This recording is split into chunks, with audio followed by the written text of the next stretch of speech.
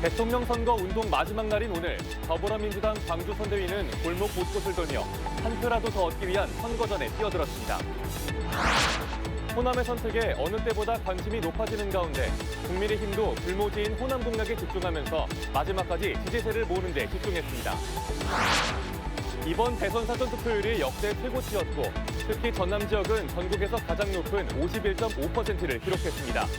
본투표에서 25년 만에 80%가 넘는 최종 투표율이 나올지 관심입니다. 3억 원 규모의 여수경도 다리 건설을 추진하는 업체가 해수부와 협의도 없이 제멋대로 교각 위치를 정하면서 말썽을 빚고 있습니다. 사고 위험이 높아 어민들이 반발하고 있습니다. 여러분 안녕하십니까? KBC 8시 뉴스입니다. 이제 대통령 선거운동이 오늘로 막을 내리고 내일 본투표가 시작됩니다. 선거운동 마지막 날 더불어민주당 광주 선대위는 골목 곳곳을 돌며 한 표라도 더 얻기 위한 선거전에 뛰어들었습니다. 먼저 이형길 기자의 보도입니다. 22일간의 선거운동 마지막 날 더불어민주당 광주 선대위가 광주 공원에 모였습니다. 지역 국회의원부터 기초의원, 선거운동원이 모두 모여 마지막 결의를 다졌습니다.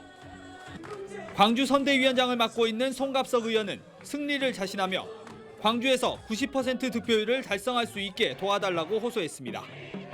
광주 시민의 현명한 선택을 믿습니다. 마지막까지 위대한 광주 시민의 힘을 보여주십시오. 선거운동원들은 골목 곳곳을 돌며 지지를 호소하는 한편 타 지역 가족과 지인을 상대로 전화를 통한 투표 참여 독려에 나섰습니다. 대규모 집중 유세보다는 아직까지 마음을 정하지 못한 유권자를 직접 찾아가겠다는 전략입니다.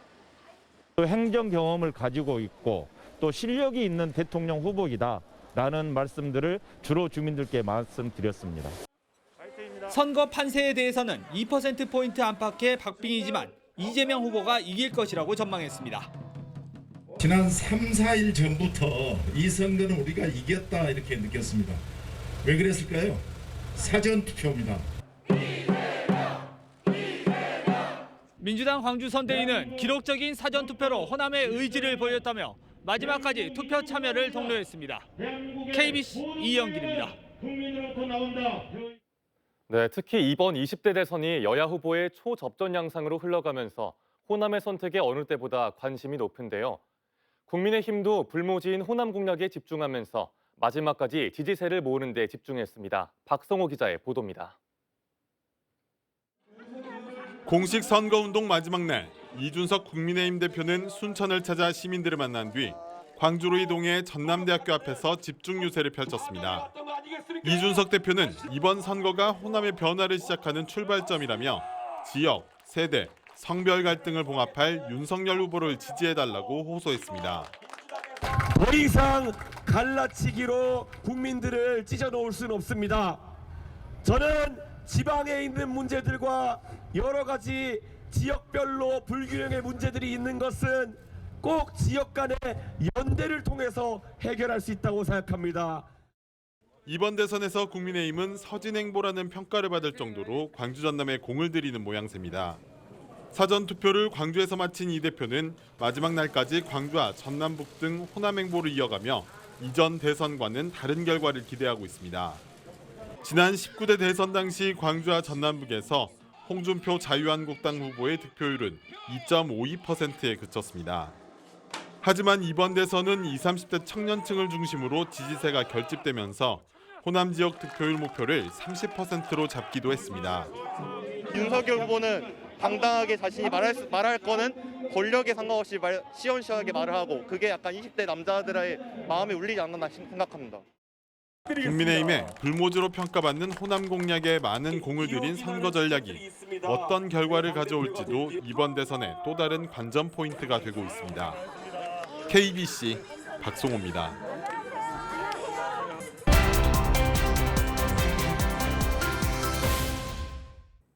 KBC 서울 방송센터에서 전해드리는 여의도 정가 소식입니다.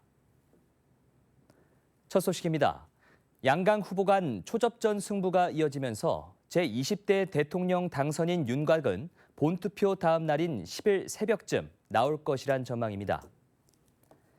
내일 본투표는 오전 6시부터 저녁 7시 반까지 전국 14,464개 투표소에서 실시되며 개표는 투표 마감 후에 전국 251개 개표소에서 진행됩니다. 당선인 윤곽은 개표 이후 3시간 전후에 나오는 게 통상적이지만 이번 대선의 경우 양강 후보가 초접전 양상을 보이는 데다 투표 시간 연장과 높은 사전 투표율로 인해 개표가 늦어질 것으로 예상됩니다. 제20대 대통령 선거의 사전 투표율이 역대 최고치를 기록하면서 본투표까지 포함해 80%가 넘는 투표율이 나올지 관심이 모아집니다. 중앙선거관리위원회에 따르면 지난 4일부터 5일까지 치러진 사전투표에서 전체 유권자 4,419만 7천여 명 가운데 1,632만 3천여 명이 투표에 참여하면서 사전투표율은 36.93%로 역대 최고치를 기록했습니다. 특히 전남 지역은 전국에서 가장 높은 51.5%를 기록했는데 내일 본투표에서 1997년 15대 대선 이후 25년 만에 80%가 넘는 최종 투표율이 나올지 관심입니다. 중앙선거관리위원장이 사전투표 부실 관리 논란에 대해 사과했습니다. 노정희 위원장은 오늘 발표한 담화문에서 불편과 혼란을 겪으신 유권자와 현장에서 고생하신 분들께 거듭 죄송하다면서 심기일전에 모든 유권자가 참정권 행사에 불편함이 없도록 준비했고 투개표가 끝나는 순간까지 최선을 다하겠다고 말했습니다. 지금까지 KBC 서울방송센터에서 전해드렸습니다. 대선 사전투표 과정에서 투표용지를 촬영해 SNS에 공개한 유권자 2명이 검찰에 고발됐습니다. 전라남도 선거관리위원회는 사전투표소에서 특정 후보자에게 기표한 자신의 투표지를 촬영하고 이를 공개한 혐의로 선거인 2명을 지난 7일 검찰에 고발했다고 밝혔습니다. 이들은 지난 4일 전남의 한 사전투표소 내 기표소에서 각각 자신이 기표한 투표지를 몰래 촬영한 뒤 수백 명이 참여한 SNS에 공개한 혐의를 받고 있습니다. 김영록 전라남도지사가 적극적인 투표 참여를 호소했습니다. 김영록 지사는 전국 최고의 사전투표율에서 보여준 것처럼 더 나은 대한민국의 미래와 전남의 발전을 위해 본투표에서도 투표권을 적극적으로 행사해달라고 부탁했습니다. 사전투표에서 일부 아쉬웠던 부분에 대해선 문제점을 개선하도록 선관위에 건의했다며 안전하게 투표권을 행사할 수 있도록 전라남도 차원에서도 지원하겠다고 말했습니다.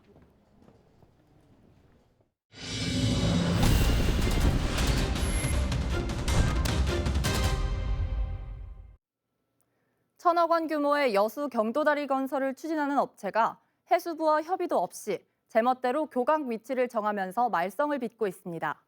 선박 입출항이 잦은 부두 앞에 교각을 세우겠다는 건데 사고 위험이 높아 어민들이 반발하고 있습니다. 박승현 기자가 취재했습니다. 여수시 국동항 내 T자형 부두입니다. 선박 50여 척이 접항 가능한 소형 선박 전용 수역으로 해수부가 50억 원을 들여 완공했습니다. 그런데 여수 경도 다리건설 업체가 해수부와 사전 협의도 없이 부두 바로 앞에 교각을 설치하려면서 말썽을 빚고 있습니다. 설계 과정에서 노선 변경으로 하면서 그 부분에는 저희하고 협의가 된 상황이 없었죠. 더욱 큰 문제는 교각 구간이 부두와 가까워 선박 입출항 시 충돌 위험이 높다는 점입니다. 이곳 T자형 부두에서 경도 다리 교각까지 거리는 불과 30m. 다리 교각이 계획대로 세워지면 이 방파제는 사실상 무용지물이 될 수밖에 없습니다. 해수부가 한 발 물러나 교각 구간을 육지부와 이어 매립해 큰 부두를 만들어줄 것을 요구했지만 건설사는 난색을 표하고 있습니다. 너무 위험한 상황이 될 수 있을 것 같아서 이건 하루속히 설계 변경을 해서 어민들이 편안하게 통행할 수 있는 공간을 확보해야 될 필요가 있다고 생각합니다. 천억 원 규모의 경도 다리 노선 변경을 놓고 논란이 일고 있는 가운데 제멋대로 정한 교각 위치마저 사고 위험에 노출되면서 어민들의 반발이 갈수록 커지고 있습니다. KBC 박승현입니다. 오늘 저녁 6시까지 광주 전남에서 13,000명이 넘는 확진자가 추가됐습니다. 광주에서는 7,128명이 확진되면서 지난 4일 이후 나흘 만에 또다시 일일 확진자 7,000명대를 넘어섰습니다. 전남은 보성의 한 초등학교와 해남 소재 병원 등에서 집단 감염이 발생하면서 6,151명의 확진자가 나왔습니다.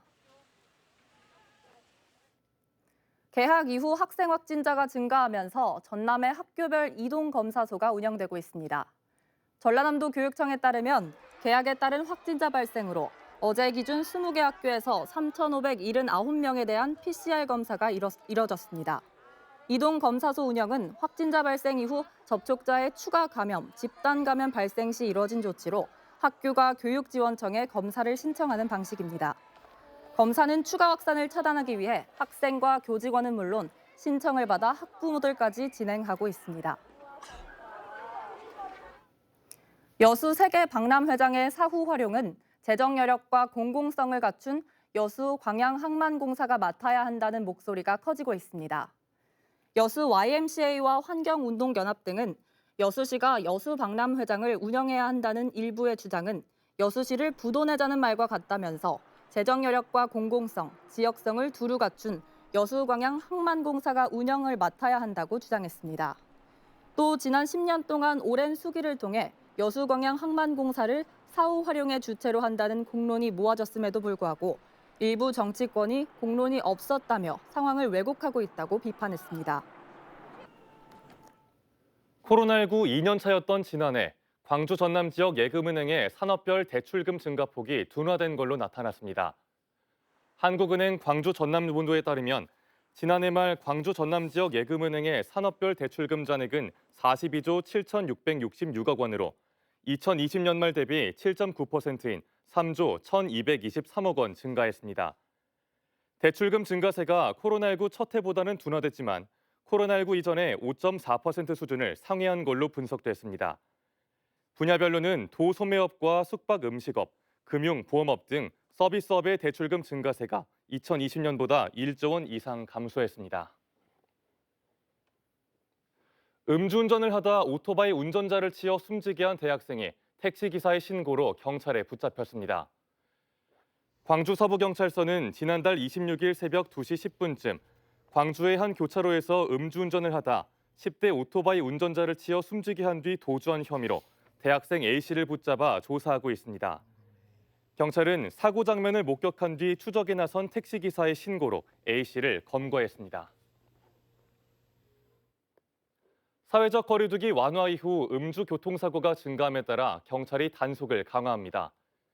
영업시간을 밤 9시에서 10시로 연장한 지난달 19일 0시 전후 13일 동안 광주의 음주 교통사고는 8건, 사상자는 5명, 음주 단속은 75건 증가했습니다.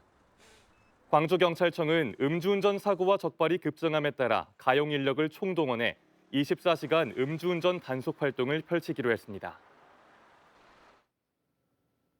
최신 스마트 공장의 구성과 운영을 배우는 스마트 공장 배움센터가 중소벤처기업진흥공단 호남연수원에 문을 열었습니다. 광주 스마트 공장 배움터는 태양광을 전력으로 한 스마트 제조라인에서 차량용 공기청정기를 실제 생산하며 스마트 공장 기술과 장비들을 실습하는 공간도 따로 마련됐습니다. 중소기업의 스마트 공장 보급과 전문 인력 양성을 위한 광주 스마트 공장 배움터는 전국에서 6번째입니다. 농자재 보관 창고를 개조해 도박을 한 일당 수십여 명이 무더기로 경찰에 붙잡혔습니다. 화순경찰서는 지난 4일 밤 11시 반쯤 화순군 능주면의 한 농자재 창고에서 화투 도박을 한 혐의로 총책과 모집책 등 29명을 입건하고 판돈 3천여만 원을 압수했습니다. 경찰 조사 결과 이들은 광주와 화순, 나주 등의 도박장을 차려놓고 상습적으로 도박을 해온 것으로 드러났습니다.